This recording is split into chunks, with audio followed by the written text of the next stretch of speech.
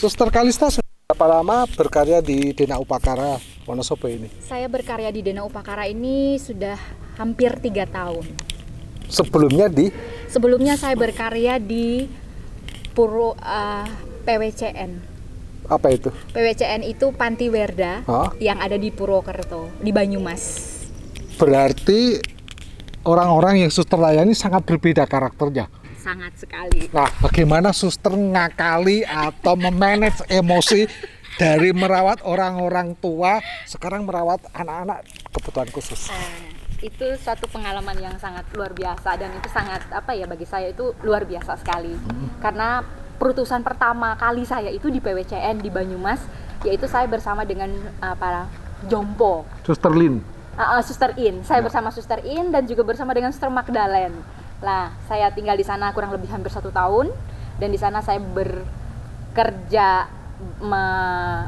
mendampingi oma-oma. Saya di bagian pastoral saat itu. Lalu kalau pagi saya di oma, kalau sore saya di opa. Nah, lalu kemudian saya mendapat tugas perutusan baru di Dena Upakara. Sebenarnya sih karena suster yang bekerja di Dena Upakara ini, Suster Elizabeth yang orang asli Timor Leste itu menjalani tugas perutusan baru untuk studi, jadi saya mengisi kekosongan itu di Dena Upakara. Nah, dalam proses itu tahun-tahun pertama saya di Dena Upakara itu saya mendapat tugas perutusan belajar bersama dengan Bu Kisni di kelas D3 SD. Nah, saat belajar itu saya tidak begitu mengalami kesulitan awal karena saya belum tahu mekanisme proses pembelajaran itu seperti apa.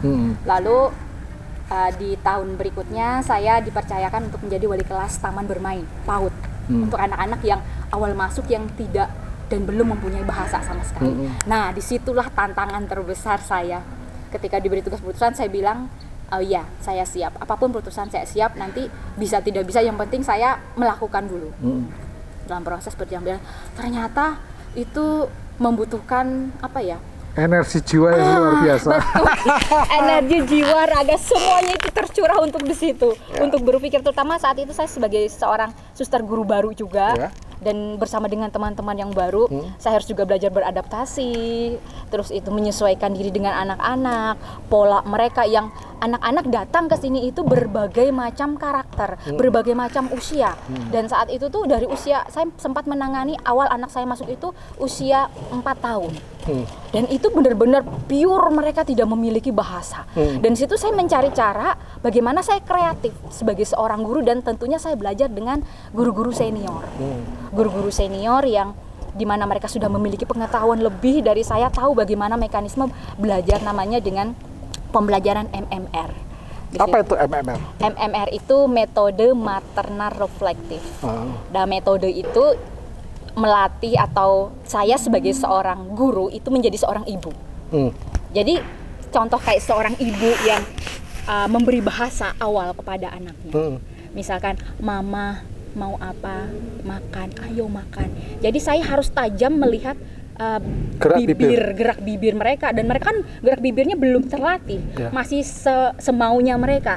Nah, di situ saya bagaimana juga saya memperbaiki. Lalu saya lebih banyak berbicara, lebih banyak omongnya seperti seorang ibu, lebih banyak omong. Berarti melatih ini ya, gerak bibir. Ya, melatih gerak bibir. Lalu yang paling penting itu artikulasi dan juga rahang anak-anak yang masih kecil, karena kan masih kaku, keras, dan mereka belum tahu bagaimana berkata mama, berkata papa. Lalu kalau mereka sama sekali memiliki gangguan ganda, tidak hanya tuli, itu kan juga cukup berat juga bagi mereka untuk bisa memahami itu.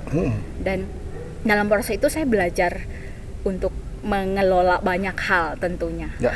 Mengelola sikap saya terhadap mereka, lalu bagaimana saya bisa melihat kebutuhan mereka itu apa sebenarnya.